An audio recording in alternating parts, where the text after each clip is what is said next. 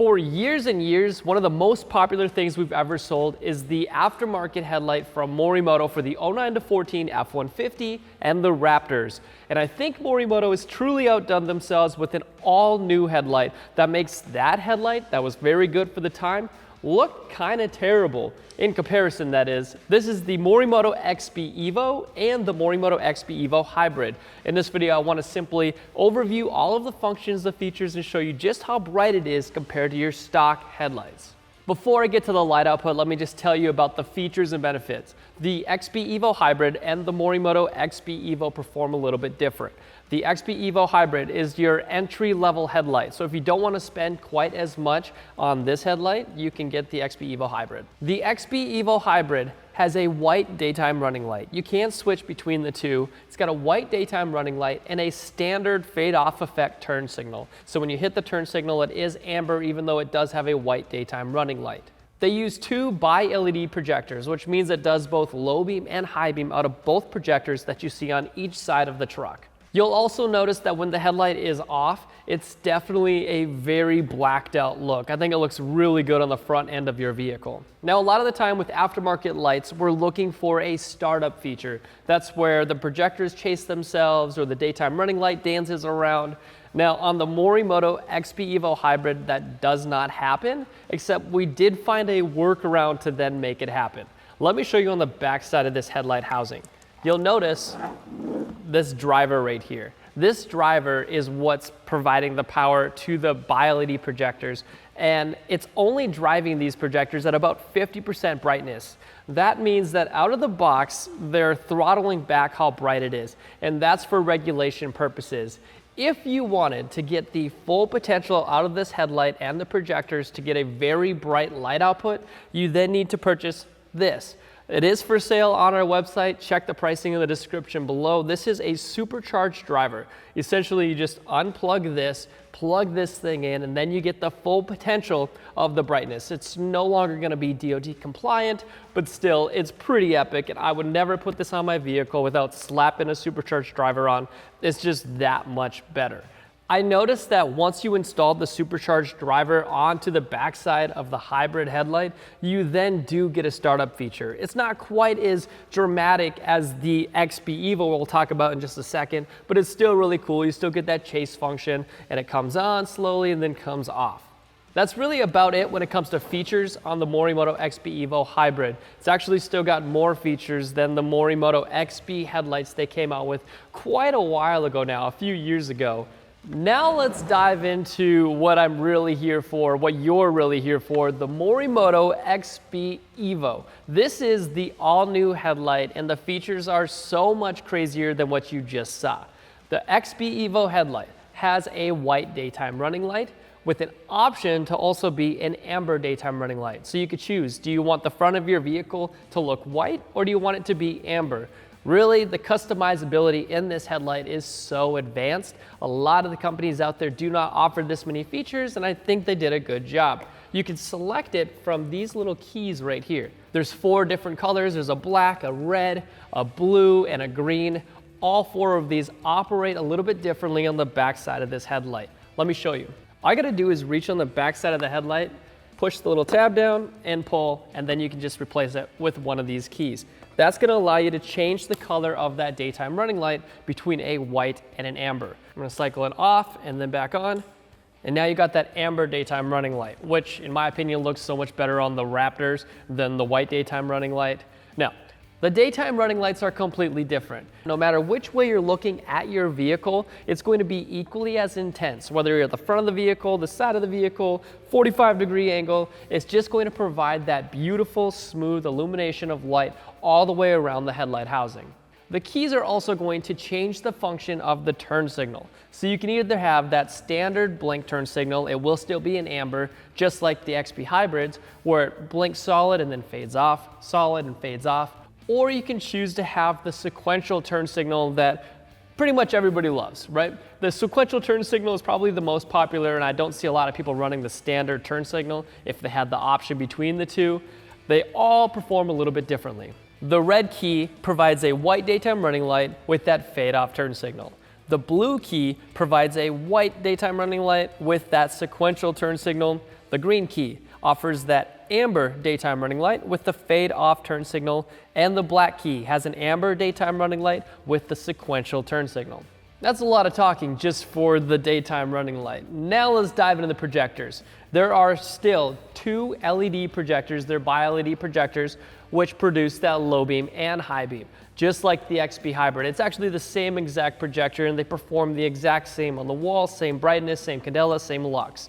The only big difference with the light output is this down here. Now this is the Morimoto one banger. There's 2 of them in there. That's that off-road pod light that we talked about for years now on our channel. It's an off-road pod light inside of the headlight.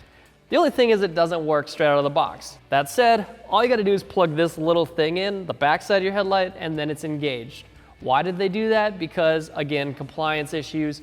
This is gonna be way too bright. This is a high beam assist. So this is going to turn on with your high beam to give you that punch of light. This is the best light output out of any headlight we've ever tested, ever. And we've spent about $15,000 this year and about $12,000, 3-4 years ago on that other shootout that was pretty popular. When the projectors are off, you'll notice it's not quite as blacked out as the other one. There's this titanium finish on the shrouds, which actually really provides a definition on the headlight. It doesn't just disappear when you're taking a picture of it or a video of it from the front of your vehicle. When the lights are off, you can actually see the defined projectors inside, and I think it looks pretty cool. I know there's a lot of manufacturers out there that are just watching this video to simply copy this headlight and then reproduce it for a lower price and do a worse job and offer a worse warranty. However, this is where y'all are gonna get lost because there's a FrostFree system that's super hard to replicate. This is a Morimoto special, I'm gonna call it. This is the FrostFree system, which means that when all conditions are met, there's a heater inside of this that's going to melt the snow and ice on the front face of this headlight. When it's below 41 degrees Fahrenheit outside, you can then activate this heater system by flashing the high beams 4 times. If you do that, the headlight's going to respond by then flashing 2 more times. That's gonna say, yep, it's on and it's working. If it only flashes back 1 time, that means it was not engaged, which means that conditions aren't met. Maybe it's not cold enough outside or something. On the back side of this headlight housing, there is still that Supercharged Driver. You can replace it just like the other headlight from Morimoto.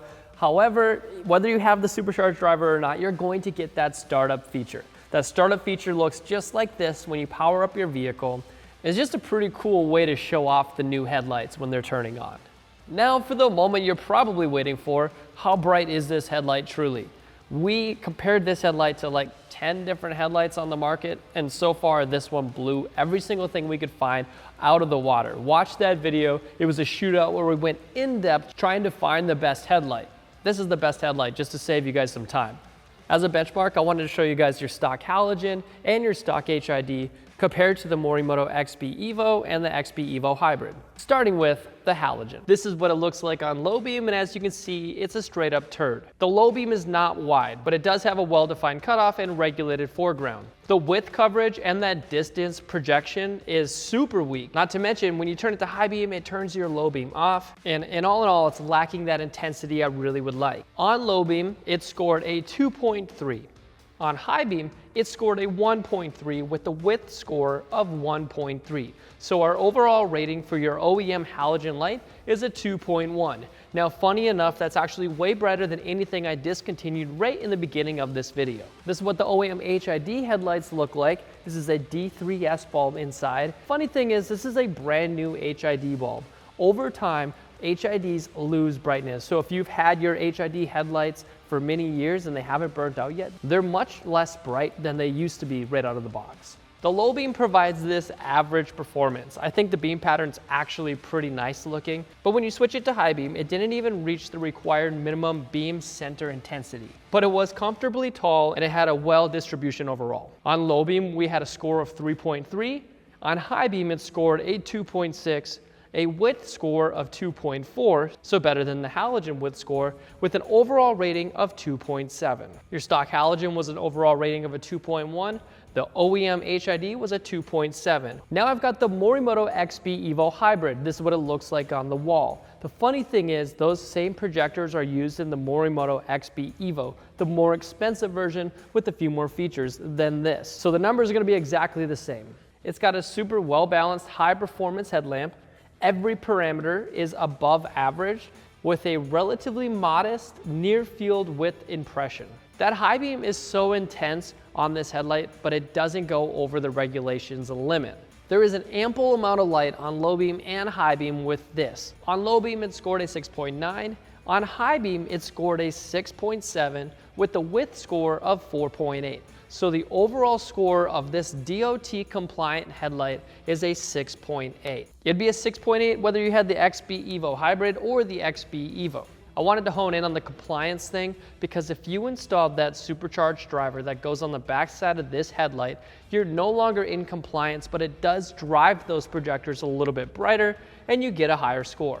Again, both the XB Evo Hybrid and XB Evo have the same numbers because it's got the same projectors. As you can see, we're getting much more light output. On low beam, we got a 9.4. On high beam, we have a distance score of 9.3 with a width score of 6.7. The overall rating of these headlights are now an 8.8. The only difference in light output between the new XB Evo Hybrid and the XB Evo headlight is the auxiliary high beam. That's got those Morimoto one-bangers inside of the headlight housing. Again, this is not DOT compliant as well, and you can have these completely disengaged if you don't want this option to then remain in compliance. If you don't care, low beam is at a 9.4, high beam is at a 14.3, your width score is at a 6.7, giving you an overall rating of 9.3.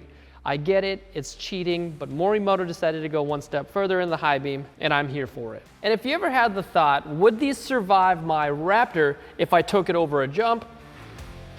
Yeah, they survived.